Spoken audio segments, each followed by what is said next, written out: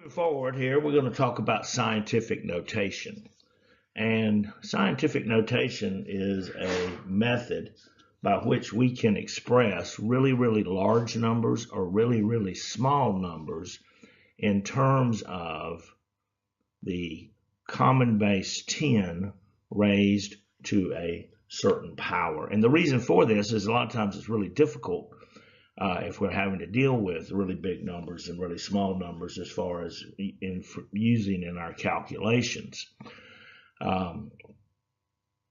And so what we want to do is we want to re-express it where our first number other than 0 is, we list it and then we put a decimal point and then we count how many places we've got to move that decimal point, and that will give us what our scientific notation is, represented in terms of that common base 10 raised to a certain power. And so first here we're going to take numbers that are in standard form, and we are going to then re-express them or express them in scientific notation.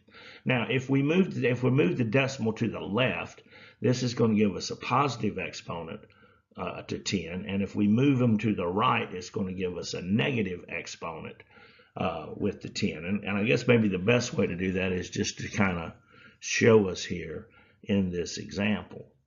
So first off, we've got this number, and this is actually 68,700,000,000, and that's the number actually, 68,700,000,000.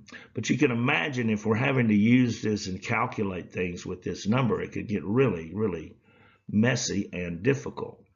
So what I want to do is we're going to put the decimal by right after the first non-zero number. So I'm going to put a decimal right here between the 6 and the 8.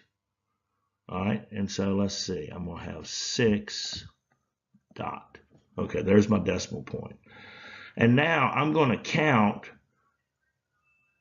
how many places I'm going to, well, I can go ahead and write the 87, so I'll go ahead and do that, 6.87.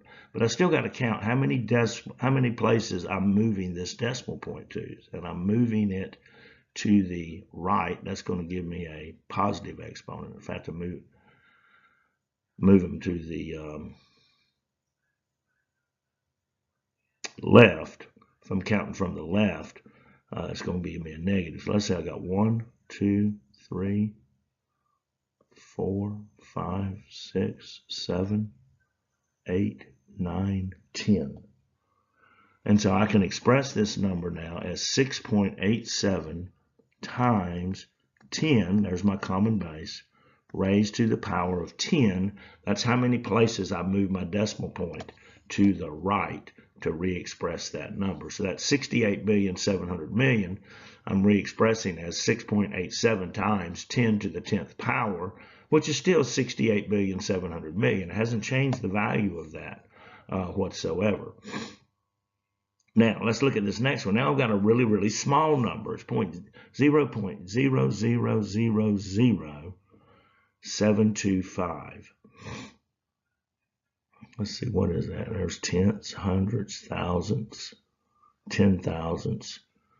That's 725 over 100,000 if I put that in a fraction form. But again, I'm going to put my decimal point right after this 7. That's my first non-zero number. And so we're going to say, I'm going to put this as equal because it is equal.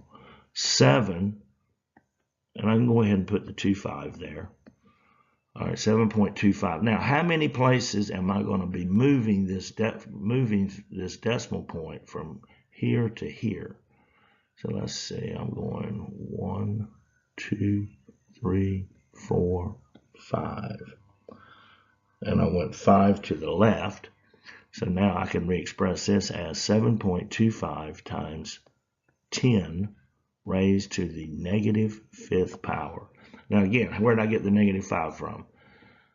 I say, okay, I moved my decimal place. I could go the other way, I guess, too. But I put it here after the 7, and that means it went, 1, 2, 3, let's see, 1, 2, 3, 4, 5. Yes, 5. 5 to the negative fifth. And I guess really technically I should say that I moved it to the right. I went 1, 2, 3, 4, 5. I moved it right there.